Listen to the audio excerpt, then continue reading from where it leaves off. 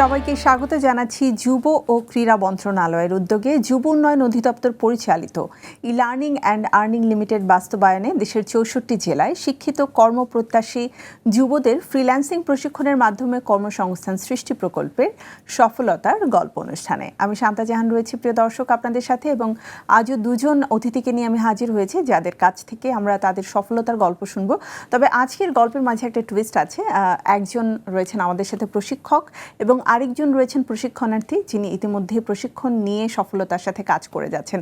চলুন পরিচিত হয়ে নিই আমাদের আজকের অতিথিদের সাথে। প্রথমেই যিনি আসলে সফল হয়েছেন তার গল্পই তো আমরা শুনবো, তাকে আমরা স্বাগত জানাচ্ছি। আমার সাথে রয়েছেন মোহাম্মদ আব্দুর রহমান তানভীর। অনেক অনেক শুভেচ্ছা তানভীর, কেমন আছেন? আলহামদুলিল্লাহ, ভালো আছি। প্রিয় দর্শক, এবারে প্রশিক্ষকের সাথে পরিচিত হব। আমাদের সাথে রয়েছেন দেওয়ান নাহিন রাজা। তিনি সিনিয়র প্রশিক্ষক হিসেবে রয়েছেন ই লার্নিং অ্যান্ড আর্নিং লিমিটেডের সাথে, এবং আমি যতদূর জানি আপনি একদম প্রথম থেকেই রয়েছেন। অনেক অনেক শুভেচ্ছা জানাচ্ছি আপনাকে। ধন্যবাদ আপনাকে।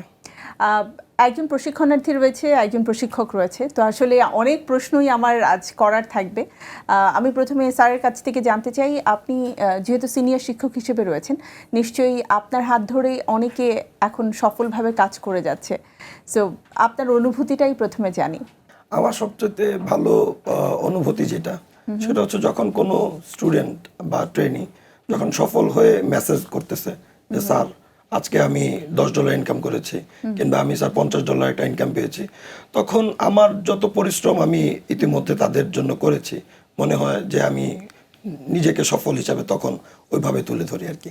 মানে সেই ভালো লাগাটা কাজ করে যে না, আমার স্ট্রাগল, আমার পরিশ্রম সব কিছুই এখন সফল হয়েছে। আর বিশেষ করে ইনকামের আগে তো নিশ্চয়ই যারা প্রশিক্ষণার্থী থাকে তারা একটু আত্মবিশ্বাসের একটা ল্যাকিং থাকে। সো তাদের আর্নিংটাই কিন্তু তাদের আত্মবিশ্বাস ফিরে পেতে বা আরো বেশি মজবুত হতে সহায়তা করে। জি, এই ক্ষেত্রে আমাদের যে ট্রেনিং পদ্ধতি, আমরা ট্রেনিংটা পদ্ধতি হচ্ছে কম্পিটেন্সি বেসড, অর্থাৎ দক্ষতামূলক যে ট্রেনিংটা, সেই ট্রেনিং এর ক্ষেত্রে আমরা সর্বপ্রথম তাকে গ্রুমিং করি যে আপনি কিভাবে নিজেকে প্রেজেন্ট করবেন, নিজেকে কিভাবে একটা ব্র্যান্ডে কনভার্ট করবেন। দেন তাকে আমরা স্কিল ডেভেলপমেন্টে সহায়তা করি। তারপর একজন স্টুডেন্ট গিয়ে নিজের সফলতাটাকে যখন ব্যক্ত করে এবং নিজে যখন মার্কেট প্লেসে গিয়ে সফল হচ্ছে, তখন সেই ক্ষেত্রে আমরা তাদেরকে আরো বেশি উৎসাহ এবং প্রেরণা দিই যাতে তারা আরো ভালো করতে পারে। বাহ, চমৎকার স্যার। আরো জানবো আপনার কাছ থেকে। আমি তানভীরের কাছ থেকে একটু জানতে চাই তানভীরের নিজের সম্পর্কে। আচ্ছা, আমি মোহাম্মদ আব্দুর রহমান তানভীর। আমি একজন গ্রাফিক্স ডিজাইনার এবং আমি ই লার্নিং অ্যান্ড আর্নিং লিমিটেডের পঞ্চম ব্যাচের একজন স্টুডেন্ট। তানভীর কি করে প্রথমে ই লার্নিং অ্যান্ড আর্নিং সম্পর্কে জানলেন? আমি হঠাৎ করে ফোন স্ক্রল করতে করতে এখন একটা পোস্ট পাইছি, যেটা ফ্রিল্যান্সিং সম্পর্কে, মানে ই লার্নিং আর্নিং লিমিটেড এটারই একটা পোস্ট। তো ওখানে দেখলাম একটা আপনার পাবলিশ করছে এই কোর্সের বিষয়ে। তো আমি ওখানে অ্যাপ্লাই করার পরে ওখানে যাই হোক, তারপর ওনারা আমাকে ডাকে এবং ভাইবার মাধ্যমে আমি এখানে ঢুকতে পারি আর কি। আচ্ছা, প্রথমে আগে রিটেন পরীক্ষা দিয়েছেন, তারপরে ভাইবা? জি জি জি। ওকে, কোনো আগে থেকে আপনার প্র্যাকটিস করা বা পড়াশোনার প্রয়োজন ছিল? না, এখানে আমি যতদূর পড়াশোনা করছি, যেটুকু শিক্ষাগত যোগ্যতা ছিল সেইটুকু আমি এর ভিতরে দিয়েছি এবং আমি এখান থেকে কিছু একটা করতে পেরেছি আর কি।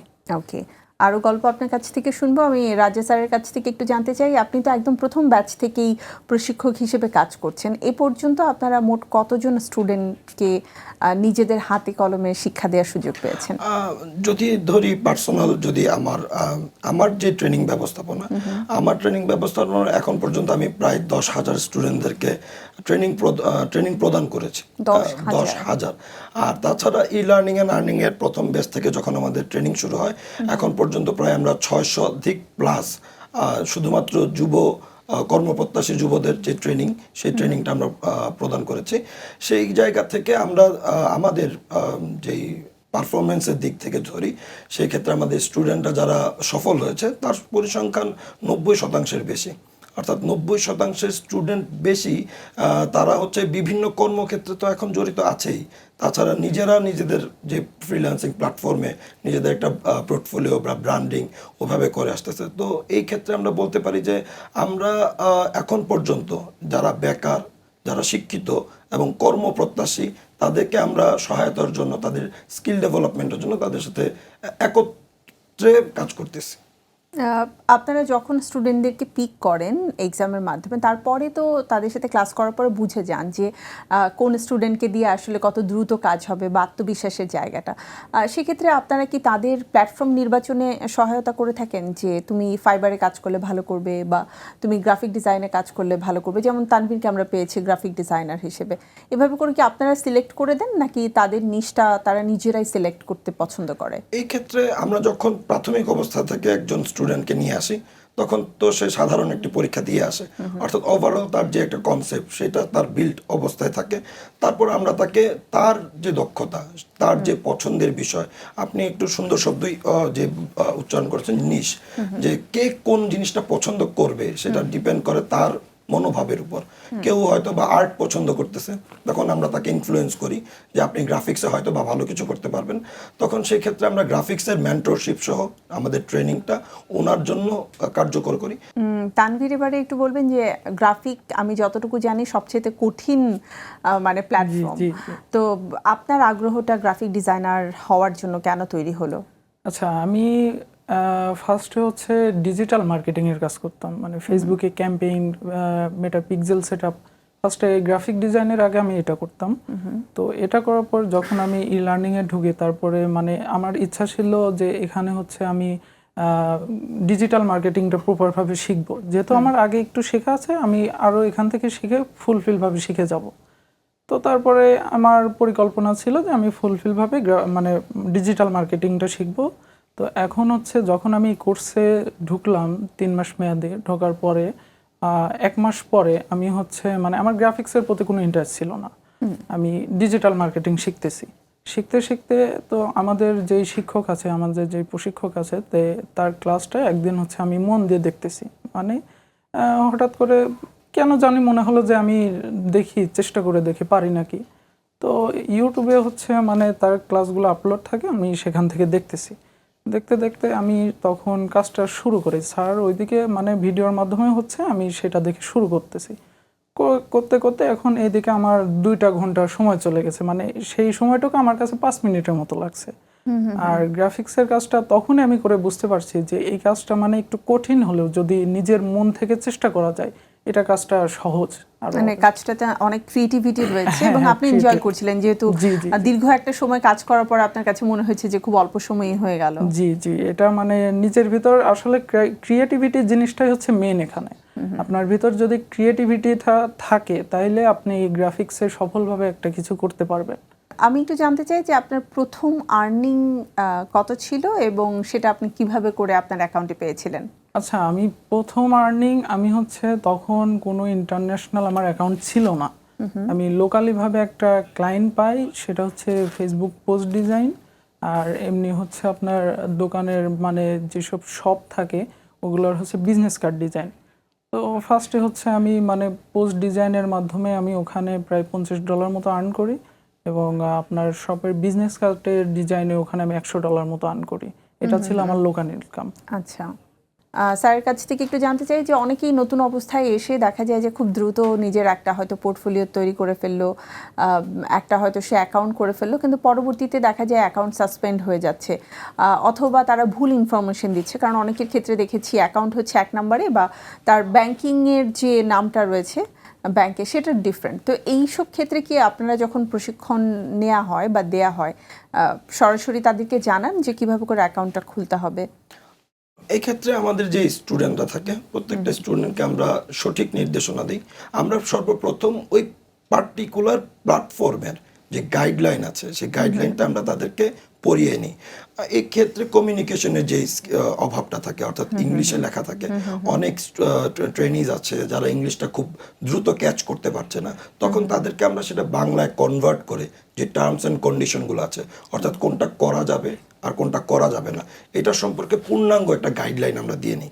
তারপরে তাদেরকে আমরা বলি যে আপনি এখন প্রস্তুত মাঠে নামার জন্য, তো এখন আপনি অ্যাকাউন্ট করতে পারেন। সেই ক্ষেত্রে আমাদের অধিকাংশ স্টুডেন্ট যারা আছে তাদের অ্যাকাউন্ট যেগুলো আছে সাসপেন্ড হয়ে যাওয়ার যে ভয়গুলো তারা এড়িয়ে চলতে পারে। তানভীর, একটু বলবেন যে গ্রাফিক ডিজাইনার যখন আপনি হবেন চিন্তা ভাবনা করেছেন, সেই সময়টাতে আপনাকে কোন বিষয়গুলোর প্রতি বেশি জোর দিতে হয়েছে?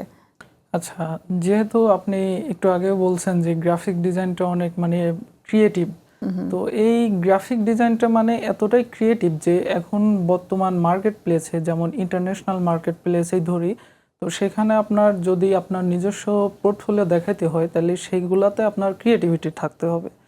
তো সেই অনুযায়ী আপনার হচ্ছে মানে গ্রাফিক ডিজাইনের উপর মূল জোর দিতে হলে আপনার নিজেকে ক্রিয়েটিভিটি রাখতে হবে, কারণ এটা না থাকলে আসলে মার্কেটে নিজের পোর্টফোলিওতে মানে অর্জন করা সম্ভব নয়। আর ইদানিং আমি দেখছি মানে বর্তমানে হচ্ছে এআই দ্বারা মানে অনেকেই হচ্ছে ডিজাইন করতেছে, তো আসলে এটা কোনো মানে এক যে ফ্রিল্যান্সার হিসেবে এটার মধ্যে যায় না। এবং আই থিংক এআই দিয়ে কাজ করলে ওটা অনেক ক্ষেত্রে বোঝাও যায় যে এটা ওটা হচ্ছে মানে এআই দিয়ে কাজ করলে এখন এই স্পেসিফিক মানে সবাই হচ্ছে এআই ইউজ করে, তো এখন মানে সবাই বুঝে যে কোনটা এআই কোনটা নিজের একটা গ্রাফিক ডিজাইন করছে, এটা আসলে বোঝা যায়। তো যারা এআই ব্যবহার করে আসলে তাদের ক্ষেত্রে মানে এজ এ ফ্রিল্যান্সার দাবি করা মানে সম্ভব না। আপনি নিজে যদি গ্রাফিক ডিজাইনার হয়ে থাকেন তাহলে আপনাকে সবসময় নিজের ভিতরে একটা ক্রিয়েটিভিটি থাকতে হবে, একটা মানে সৃজনশীল নিজে কিছু তৈরি করার ইচ্ছাটা থাকতে হবে, মানে সৃজনশীলতা এই জিনিসটা থাকতে হবে। তো গ্রাফিক ডিজাইনটা বিশেষ করে এই ক্ষেত্রে মানে প্রতিটা ক্ষেত্রেই হচ্ছে আপনি ক্রিয়েটিভিটি দেখাতে হবে।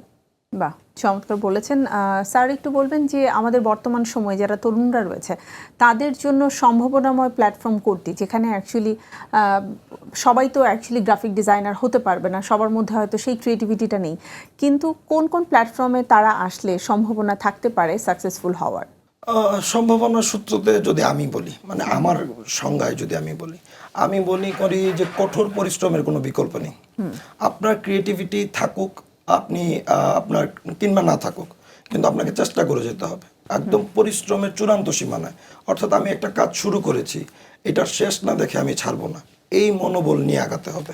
এবং এই তরুণ সমাজ বর্তমানে আমাদের বেকারত্বের হার যেই পরিমাণ বাড়তেছে, সেক্ষেত্রে এই যে ফ্রিল্যান্সিং কিংবা আমাদের যেই কাজগুলো দিন দিন নতুন করে আসতেছে, এআইয়ের যে আপনি একটু আগে আমরা যে কথা বলতেছিলাম এআই নিয়ে, এআই যে অ্যাডাপ্ট করতেছে কিভাবে মানুষ, ওই জিনিসগুলো সম্পর্কে আরও বেশি স্কিলড হতে হবে। স্কিলড হওয়ার পাশাপাশি আমি আরেকটা জিনিস তরুণদের জন্য বলি যে তরুণরা শুধুমাত্র চায় যে ফিফো মানে খুব দ্রুত ফার্স্ট ইন ফার্স্ট আউট হইতে চায়, তো মার্কেটেও তারা এমনভাবে ফার্স্টলি ঢুকে এবং ফার্স্ট আউট হয়ে যায়। সেই ক্ষেত্রে আমরা বা তাদেরকে বলি ধীরস্থির হয়ে কোনো একটা কাজ, একটা নির্দিষ্ট নিশ, একটা কাজ তাকে ফোকাস করা এবং সেখানে পরিশ্রমের চূড়ান্ত সীমানায় যাওয়া। এবং যদি চূড়ান্ত সীমানায় না যায় কেউ, সেক্ষেত্রে সফলতাটা যে প্রাপ্তি, অর্থাৎ আমরা যে সফলতার আজকে গল্প করতেছি, সেই সফলতাগুলো আসলে খুব রেয়ার হয়ে যাবে তখন। প্রত্যেকটা মানুষ, যেমন আমাদের স্টুডেন্ট তানভীর, সে খুব পরিশ্রম করে তার যে জায়গায় পৌঁছেছে। এখন শুধুমাত্র তার ফলাফল দেখে যদি কেউ চিন্তা করে যে আজকে আমিও ফ্রিল্যান্সার হব, ফ্রিল্যান্সার হওয়াটা প্রত্যেকের স্বপ্ন, কিন্তু ফ্রিল্যান্সার হওয়াটার রাস্তা যে পথ, সে পথটা কিন্তু কঠিন। অর্থাৎ এই কঠিন রাস্তায় যদি পা দিতে হয়, তখন তাকে অগ্নি পরীক্ষা দিয়ে যেতে হবে। এবং অগ্নি পরীক্ষা যদি সে চিন্তা করে যে না, আমি এটা ফ্রিডম পেশা, আমি আমার মতো করে কাজ করব, সেক্ষেত্রে ফ্রিল্যান্সিং অনেক পেশা আছে। আমরা ফ্রিল্যান্সিংয়ের সংজ্ঞা মানে অর্থাৎ যে সঠিক সংজ্ঞা, আমাদের যে কী ধরনের পরিশ্রম করতে হবে, কোন পরিশ্রমের মাধ্যমে আমি কতটুকু ইনকাম করতে পারবো, সেই জিনিসটা আগে ফিক্স করতে হবে। তরুণদের মধ্যে প্রবলেমটা হচ্ছে তারা এই জিনিসটাই বুঝে না যে আমাকে কায়িক পরিশ্রম করতে হবে নাকি আমাকে মেন্টাল পরিশ্রম করতে হবে। পাঠাও যারা চালাচ্ছে, উবার যারা চালাচ্ছে, তারাও কিন্তু ফ্রিল্যান্সিং পেশাই আছে। আমার যদি মনে হয় আমি রাইড নিব, তা না হলে আমি নিব না, এটাও ফ্রিল্যান্সিং, কিন্তু ওইটা কায়িক পরিশ্রম। আপনি যখন মেধা দিয়ে কোনো কিছু করতে যান, অর্থাৎ মেধার পরিশ্রমটা কিন্তু আরো বেশি পরিশ্রম, অর্থাৎ এইটা আপনার পুরো সিস্টেমে চেঞ্জ নিয়ে আসতে পারে। স্যার, আমরা এই ব্যাপারটা নিয়ে আপনার সাথে আরো বিশদভাবে আলোচনা করতে চাই, যেহেতু আপনি খুব সুন্দর একটা কথা বলেছেন যে ফ্রিল্যান্সিং কি সেটা আগে বুঝতে হবে। এটাই আজকে আমরা আপনার কাছ থেকে জানবো, কিন্তু তার আগে ছোট্ট একটা বিরতি নিয়ে আসি। প্রিয় দর্শক, রয়েছেন আমাদের সাথে সফলতার গল্প অনুষ্ঠানে। ছোট্ট একটি বিরতির সময় হয়ে গেছে, বিরতির পরে আবারও ফিরে আসছি। চোখ রাখুন জিটিভিতেই। ফিরে এলাম বিরতির পরে সফলতার গল্পে। প্রিয় দর্শক, রয়েছেন দুজন অতিথি, আবারও ফিরে যাচ্ছি। আজ প্রশিক্ষক এবং প্রশিক্ষণার্থী দুজনের কাছ থেকেই তাদের অভিজ্ঞতার গল্প শুনছি। আমি আবারও ফিরে এলাম তানভীরের কাছ থেকে। আগে একটু শুনবো, যেহেতু তানভীরের সফলতার গল্পই আজ আমরা শুনছিলাম। তানভীর, এখনো পর্যন্ত আপনার সর্বমোট আয়ের পরিমাণ কত এবং সর্বোচ্চ আয় কত হয়েছে? যেহেতু আমি আপনার ফেব্রুয়ারির মাস ওইদিকে আমার কোর্সটা ছিল, আর আমি কোর্সের মানে অর্ধেক থেকে টাকাটা ইনকাম শুরু করি, তো সেই হিসেবে এখন ধরতে গেলে আমার এখানে প্রায় $1500 ইনকাম হয়েছে। এবং তখন আসলে মানে যখন আমি ইন্টারন্যাশনাল ক্লায়েন্ট আমার সাথে যোগাযোগ করে, তো তখন মানে ওনাদের মানে ডিমান্ডটা একটু কম ছিল, এবং আমি ক্লায়েন্টটা ধরার জন্য তাদের কথাই মানে তাদের ডিমান্ডে রাজিও হয়ে গেছিলাম। তো আমি মানে যে অ্যামাউন্টটা আপনাকে তারা অফার করেছে আপনি সেটাতেই রাজি? আমি সেটাই রাজি হয়ে গেছি, কারণ এটার মানে কারণ একটা যে আমাকে তো ক্লায়েন্ট ধরতে হবে, ঠিক আছে, আমাকে ক্লায়েন্ট ধরতে হবে, সেজন্য সে যে মানে অ্যামাউন্টটা দিচ্ছে আমি সেটাই নিই। পরে যেহেতু আমি গ্রাফিক ডিজাইন করি, আমাকে ক্রিয়েটিভিটি দেখানো লাগে, তো আমি তখন চিন্তা করলাম আমি এই ক্লায়েন্টের কাজে করি, অ্যামাউন্টটা কোনো ফ্যাক্ট না। আমি হচ্ছে এই অ্যামাউন্টে কাজ করতে করতে আমি তাকে কাজটা আমার নিজের ক্রিয়েটিভিটিটা দেখাতে থাকি, যদি সে পরে মানে ইনকামটা বাড়াইলো তাহলে সেটা ভালো। তো তারপরে এখানে দীর্ঘ 2 মাস এই ক্লায়েন্টের আন্ডারে কাজ করার পরে যাই হোক আমি নিজে কিছুটা হলেও ক্রিয়েটিভিটি দেখাইতে পারছি। তো সেই অনুসারে এখন আমার মান্থলি আপনার হচ্ছে $800 করে ইনকাম হচ্ছে। আপনি যেভাবে পরিশ্রম করছেন এবং যে সৃজনশীল কাজে আপনার সময়টাকে ব্যয় করছেন, এটা যদি আপনার পরিবার পুরোপুরিভাবে নাও বোঝে, অ্যাটলিস্ট আপনার আর্নিং সোর্স এবং যে পরিমাণ আর্ন আপনি করছেন এগুলো দেখার পরে তো তারা নিশ্চয়ই খুশি। হ্যাঁ অবশ্যই, তারা পরিবার ঠিকঠাক মতো চলছে? জি ইনশাআল্লাহ, কন্ট্রিবিউট করতে পারছেন পুরোপুরি? ইনশাআল্লাহ পারতেছি এখন, আলহামদুলিল্লাহ। সো আপনার কাজটাকে তারা নিশ্চয়ই এখন খুব পছন্দ করছে? হ্যাঁ পছন্দ করছে। বাহ। স্যারের কাছ থেকেই আমি জানবো ফ্রিল্যান্সিংটা কি, যেটা আসলে খুবই গুরুত্বপূর্ণ একটা ব্যাপার। কারণ আমরা সবসময় মনে করি ফ্রিল্যান্সিং মানেই হচ্ছে কম্পিউটারে বসে কাজ করা বা ডিজিটাল প্ল্যাটফর্মে কাজ করা। আপনার কাছ থেকে আসলে ফ্রিল্যান্সিংয়ের পুরোপুরি সংজ্ঞাটা আমি জানতে চাই। ওকে, সো ফ্রিল্যান্সিংটাকে যেভাবে আমাদের দেশে প্রচার করা হচ্ছে যে মুক্ত পেশা, এই মুক্ত পেশায় কোনো চাপ নেই, কোনো প্রেশার নেই, আপনি মুক্তভাবে স্বাধীনভাবে কাজ করতে পারেন, গাঠনিক সংজ্ঞা অর্থাৎ বইয়ের সংজ্ঞা। কিন্তু বাস্তব ক্ষেত্রে যদি আমরা বলি ফ্রিল্যান্সিং কি, ফ্রিল্যান্সিং হচ্ছে একটা মানুষ রাতভর জেগে থেকে ক্লায়েন্টের জন্য পরিশ্রম করে নিজের ঘাম ঝরিয়ে একটা কাজকে কমপ্লিট করে জমা দেওয়া। অর্থাৎ যেটা গাঠনিক সংজ্ঞা, অর্থাৎ খুব মুক্ত পেশা, আমি এখানে স্বাধীনতার সাথে কাজ করতে পারি, চাইলেই ঘুরতে পারি, এই জিনিসটা বাস্তবের ক্ষেত্রে খুবই ডিফারেন্ট। অর্থাৎ আমাকে এখানে একটা ক্লায়েন্ট খুঁজে বের করা, একটা ক্লায়েন্টের প্রপোজালকে বোঝা, তার জন্য হয়ে কাজ করা।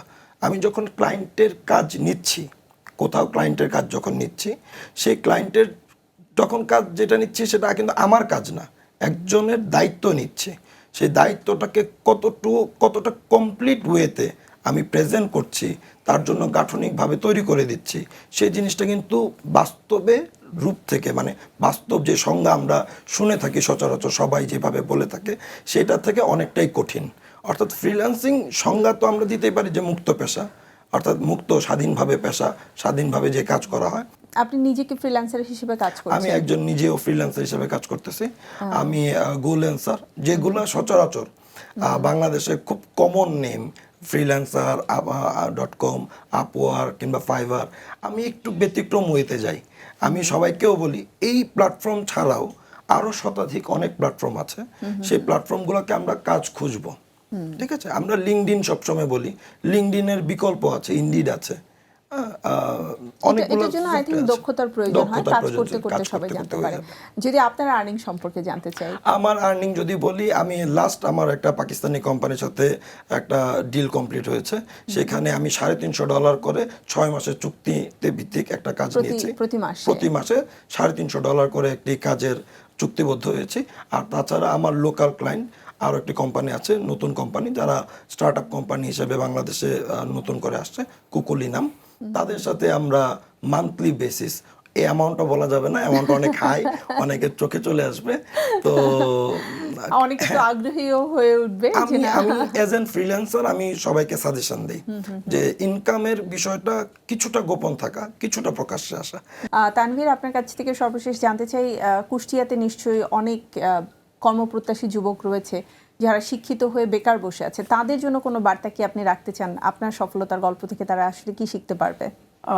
এখন কুষ্টিয়া জেলার দিক থেকে বলতে গেলে ওখানে হচ্ছে অধিকাংশই গ্রাম অঞ্চল, শহর অঞ্চলটা বলতে শুধু মানে কুষ্টিয়া সদর যেটা আছে ওইটাই। আর ফ্রিল্যান্সিং এমন একটা সেক্টর, তুমি যদি এখানে একটু সামান্য একটু পরিশ্রম দিতে পারো, এই পরিশ্রমটা এক সময় বাড়বে, কিন্তু তুমি যদি সামান্য পরিশ্রম দিয়ে কিছু একটা আর্ন করতে পারো, তাহলে তুমি একটা মানে ফ্যামিলিকে মানে বলতে পারবা যে হ্যাঁ আমি এই সেক্টর থেকে আর্ন করছি।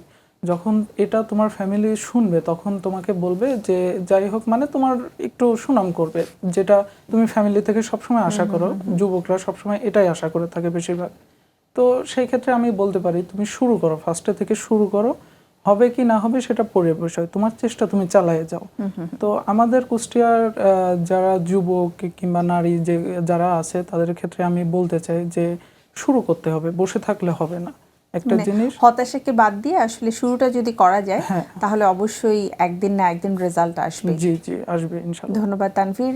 রাজেশ স্যার, আপনার কাছ থেকে সর্বশেষ জানতে চাই একদম তরুণ যুবক যুবতী যারা রয়েছে তাদের জন্য এমন কোনো একটা মেসেজ কি আপনি রাখতে চান যেটাতে আসলে ঘরে বসে না থেকে তারাও আগ্রহী হয়ে উঠবে? কারণ সবাই হয়তো ই লার্নিং অ্যান্ড আর্নিং এর সাথে যুক্ত হতে পারছেন না, কিন্তু তারা কিভাবে করে নিজেদের স্টার্টিংটা করতে পারে? ধন্যবাদ আপনাকে। আমি সকল যুবক যুবতী যারা আছে, যারা অলরেডি কোনো না কোনো প্ল্যাটফর্ম থেকে শিক্ষা গ্রহণ করে আসছে, তাদের প্রত্যেককে বলবো আপনারা মাঠে নামতে হবে। মাঠে না নামা পর্যন্ত খেলা শেখা যাবে না। আমি যতই খেলার প্রশিক্ষণ আপনাকে দেই, আপনি যতই আমার মোটিভেশন শুনেন, আপনার কোনো উপকারে আসবে না যতক্ষণ না পর্যন্ত আপনি নিজে চেষ্টা করবেন। যেখানে সুযোগ পাবেন, যতটুকু সুযোগ পাবেন, সেই সুযোগটাকে আপনি কাজে লাগাবেন।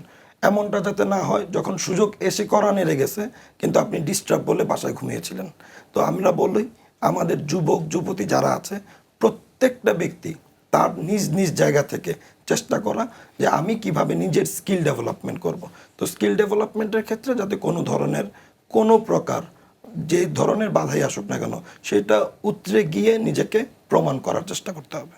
আত্মবিশ্বাসী থাকতে হবে এবং সময়টাকে কাজে লাগাতে হবে। ধন্যবাদ আপনাদের দুজনকে আমাকে সময় দেওয়ার জন্য।